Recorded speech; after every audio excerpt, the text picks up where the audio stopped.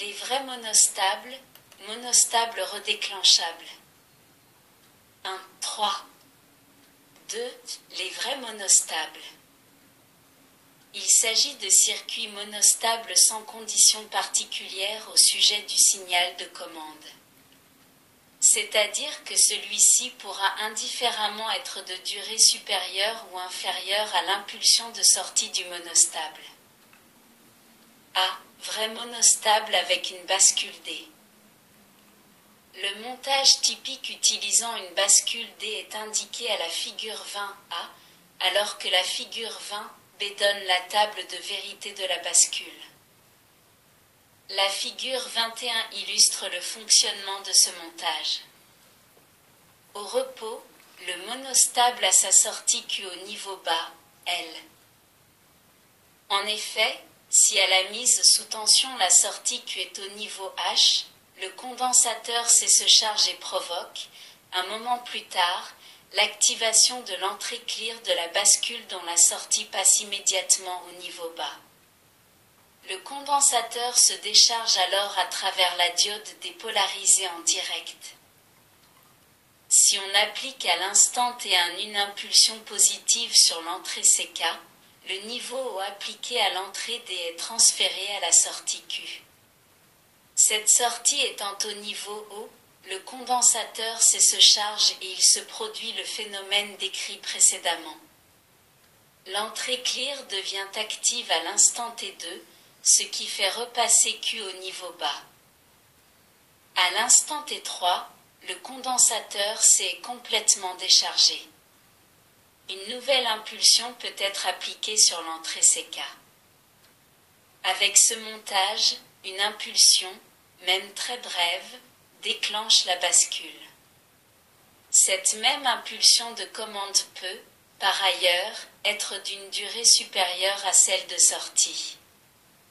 Il s'agit donc ici d'un vrai monostable, aucune condition particulière n'étant imposée quant à la durée de l'impulsion d'entrée. B. Monostable réalisé avec un circuit intégré spécifique. Le circuit monostable présenté à la figure 22 utilise un circuit intégré de type CMOS spécifique. Ce circuit intégré comporte principalement une bascule synchrone de type D et un comparateur. Une résistance Rext et un condensateur Sext sont associés à ce circuit intégré pour définir la constante de temps de ce monostable.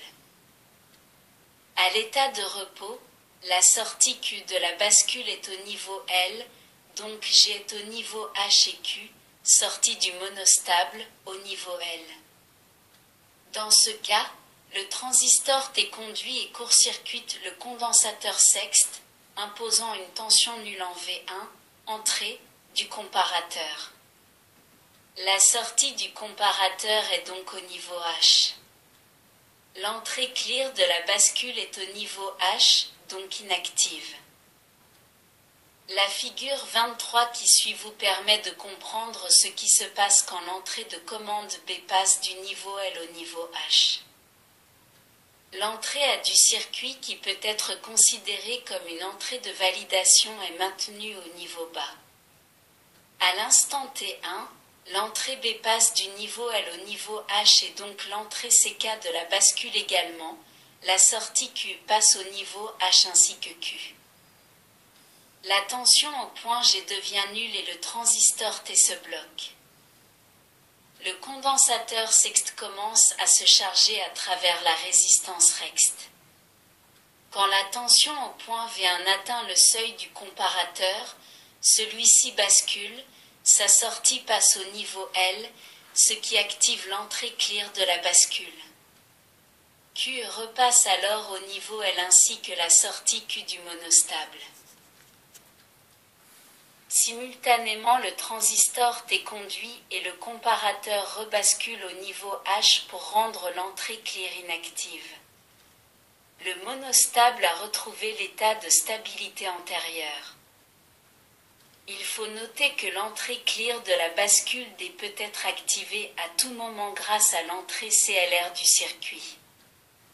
Il y a donc moyen d'interrompre l'impulsion de sortie en Q. Ceci est illustré à la figure 24. Il est également possible de déclencher ce monostable grâce à un front descendant appliqué à l'entrée A. Dans ce cas, l'entrée B doit être au niveau H. 1, 3. 3. Monostable redéclenchable. C'est une dernière catégorie dont nous n'avons pas parlé jusqu'ici. Si l'on regarde à nouveau la figure 23, nous voyons qu'une nouvelle impulsion 3 à l'entrée de commande n'a aucun effet sur la sortie Q du monostable lorsque celui-ci vient d'être déclenché par l'impulsion 2. On dira que c'est un monostable non redéclenchable. Par opposition, il existe des montages monostables redéclenchables, c'est-à-dire qu'une nouvelle impulsion de commande survenant pendant que le monostable est déclenché est prise en compte et prolonge l'impulsion de sortie d'une durée équivalente à celle écoulée entre le début de la première commande et le début de la seconde. Ceci est illustré à la figure 25. La durée totale T est bien la somme de T, constante de temps du circuit, et T3, T2. Une suite suffisamment rapprochée d'impulsions à l'entrée maintiendrait en permanence la sortie S au niveau H. A. Réalisation avec une bascule D. Le schéma comporte une seule différence avec celui de la figure 20. En effet, à la figure 26, vous constatez que la diode D est reliée à l'entrée et non plus à la sortie.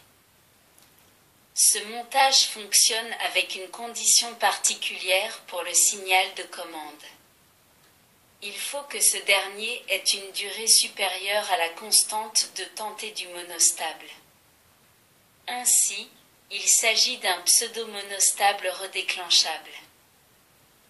En effet, si l'entrée CK est ramenée prématurément au niveau L, la diode D, polarisée en direct, conduit et l'entrée clear n'atteint jamais le niveau H puisque le condensateur C se décharge aussitôt. La sortie Q resterait donc en permanence à l'état H. Pour le fonctionnement du circuit en monostable redéclenchable, il suffit après une première impulsion de commande de ramener l'entrée au niveau L et immédiatement la ramener au niveau H avant que la période T ne se soit écoulée. À chaque fois que l'entrée est ramenée au niveau L puis au niveau H, un nouveau cycle de charge du condensateur recommence. B. Réalisation avec un circuit intégré. Le montage illustré à la figure 27 est un vrai monostable redéclenchable qui utilise un circuit intégré spécifique de type 74122 ou 74C122. À l'état de repos, la sortie Q est toujours au niveau logique L. Pour déclencher ce monostable, il est possible d'utiliser les 4 entrées A1, A2, B1 et B2. Il suffit d'envoyer une transition positive soit sur B1, soit sur B2, à condition que l'autre entrée, B1 ou B2, soit au niveau H et que l'une des deux entrées A1 ou A2 au moins soit au niveau L. Si B1 et B2 sont au niveau H, il est également possible de déclencher ce monostable par une transition négative en A1 ou A2. Les deux composants câblés à l'extérieur sext et rext déterminant la durée de l'impulsion de sortie T. L'entrée clear active au niveau L est prioritaire, c'est-à-dire qu'elle positionne la sortie Q au niveau L dès qu'elle se trouve activée. Un exemple d'application des monostables redéclenchables est fourni par les systèmes de détection de panne dans les circuits d'horloge. En effet, il suffit de choisir une constante de temps du monostable légèrement supérieure à la période d'horloge. Il suffira qu'un seul front d'horloge soit absent pour que la sortie du monostable retombe à l'état de repos et permette le signalement d'un incident.